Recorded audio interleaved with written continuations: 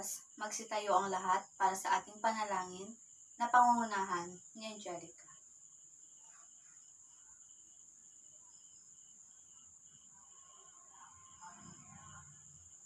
Amen.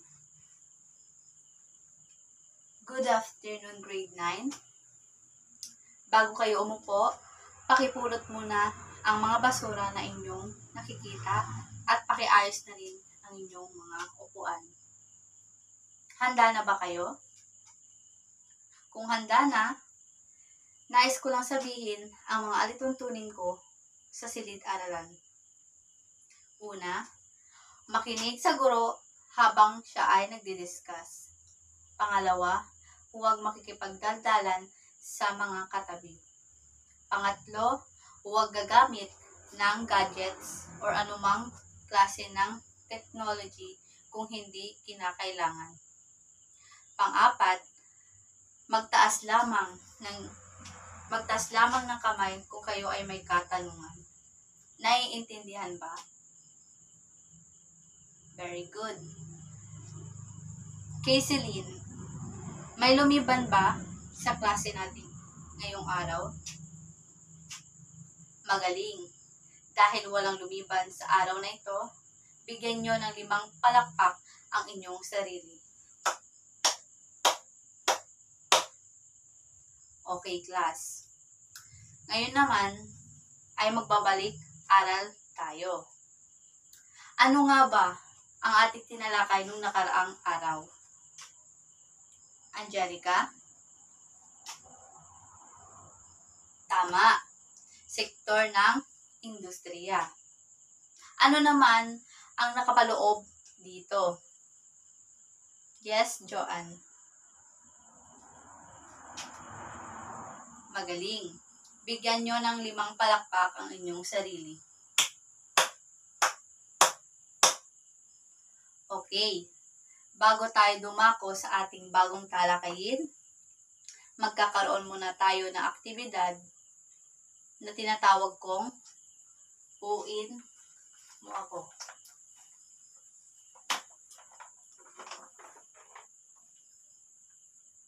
Sa aktibidad na ito, ay may 4 na litrato na kung saan kailangan yung tukuyin kung ano nga ba ang nakapaloob sa larawan. Kailangan nyo lang buuin ang mga letra.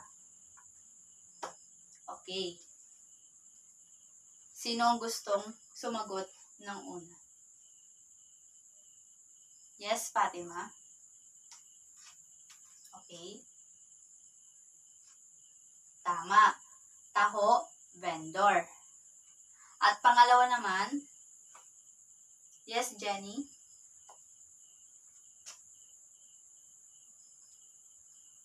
Tama. Labandera. At ang pangatlo naman, yes, Joanne? Tama ulit. Street vendor. At pang-4, yes, Monica. Tama. Pedicab driver.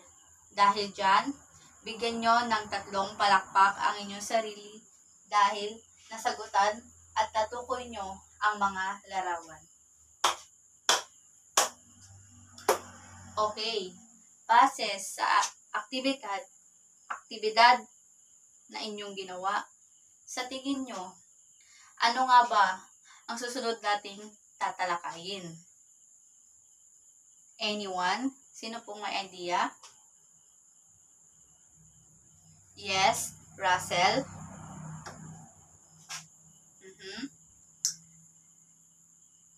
Another po?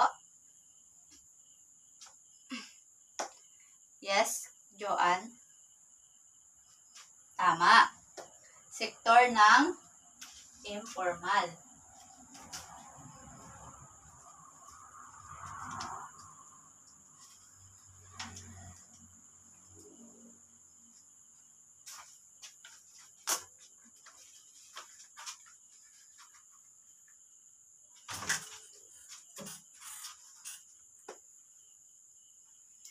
Dahil nahulaan nyo ang ating talakay ngayon, bigyan nyo ng 3 palakpak ang inyong sarili. Ano nga ba ang informal na sektor?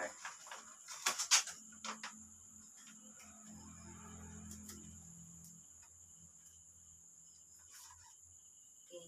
Pag sinabi natin informal na sektor, ang informal na sektor ay ang sektor ng ekonomiya na walang formal na dokumentong kailangan sa pagsasagawa ng mga gawain pang-ekonomiya.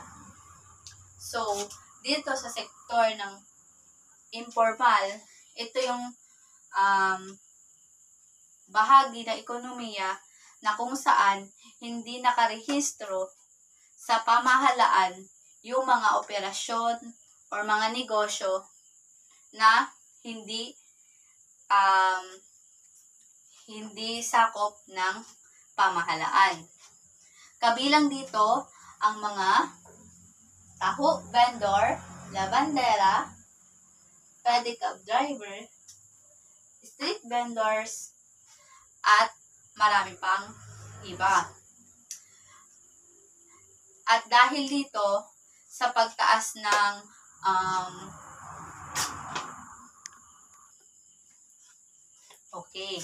ang mataas na bilang ng mga informal na sektor sa ating bansa ay sumasalamin sa kahirapan, kawalan ng sapat na opportunity sa mga tao.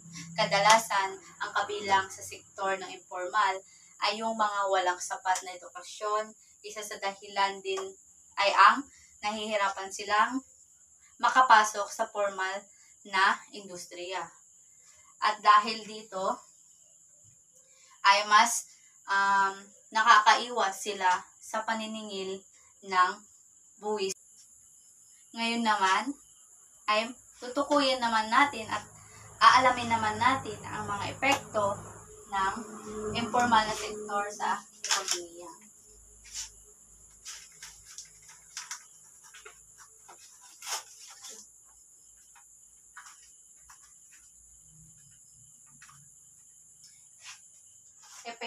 Epekto ng informal na sektor sa ekonomiya. Mayroon tayong 3. Una, pagbaba ng halaga ng nalilikom na buwis. Ito ay nangangahulugan ng malaking pagbawas sa kabuuang koleksyon o maaring kitain ng pamahalaan sa pangongolekta ng buwis. So, dito sa una, dahil dito, nawawalan ng kita ang pamahalaan na maaring magamit sa mahalagang serbisyo sa publiko, tulad na lang ng edukasyon, kalusugan, at mga ipinapatayong infrastruktura. Ang pagbaba ng halaga ng mga nalilikom na buwis sa informal na sektor ay may mga negatibong epekto at humahantong sa pagbawas ng serbisyo sa pamahalaan at pagtaas ng utang ng ating bansa. At ang pangalawa naman ay banta sa kapakanan ng mga mamimili.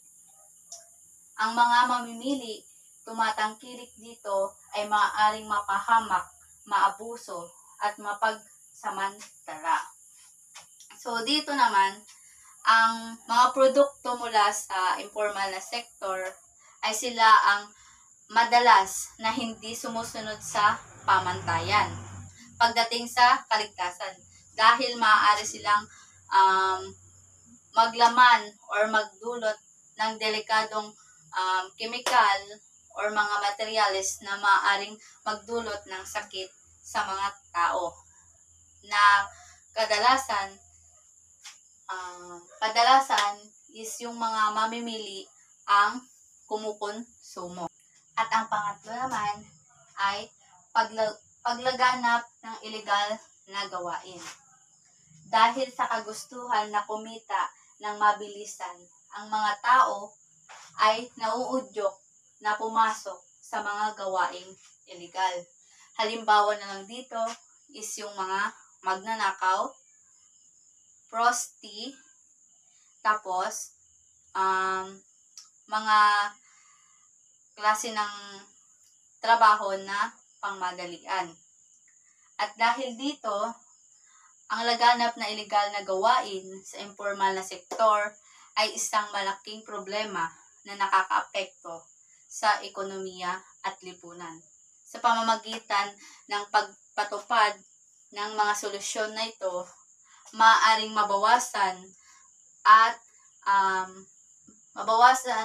maiwasan ang mga gumagawa ng illegal, lalo na sa mga informal na sektor. Malalaman din natin na ang kahalagahan ng informal na sektor.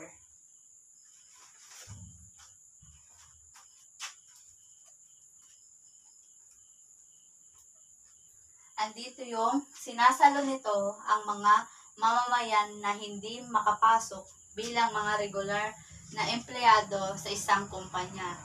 Pangalawa, nabibigyan ng pagkakataon ang maraming Pilipino na makahanap ng hanapbuhay. Pangatlo, nagbibigay karagdagang kita sa mga mamamayan. Ngayon naman, dumako tayo sa isang aktibidad na tinatawag kong ipasa mo.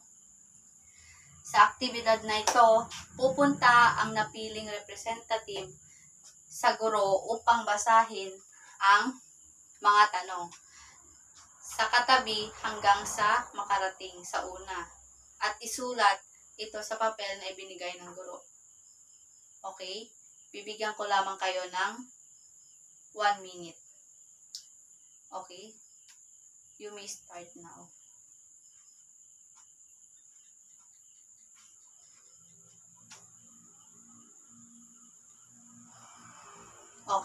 Okay. Ngayon, maglabas kayo ng 1/4 sheet of paper at magkakaroon kayo ng pagsusulit.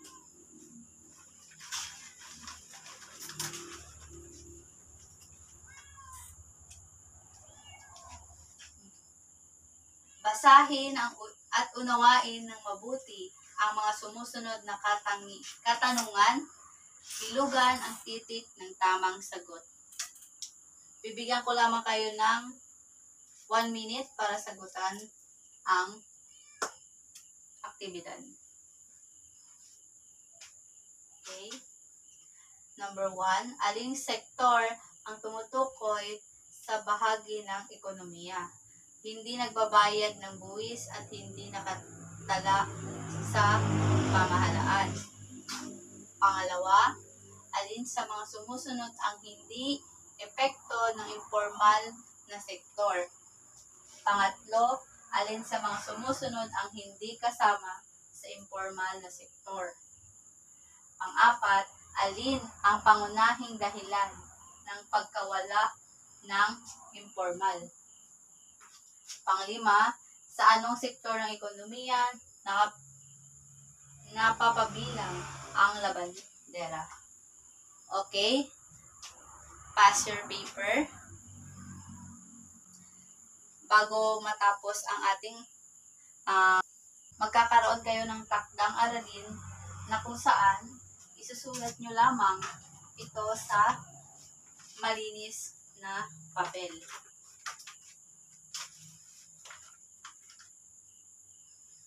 Sa inyong takdang aralin, isulat sa malinis na papel ang natutunan nyo sa paksang ating tinalakay ngayong araw.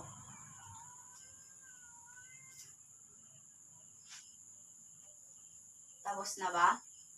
Okay. Dahil dyan, dito na po natatapos ang ating talakayan ngayong araw. Goodbye, class.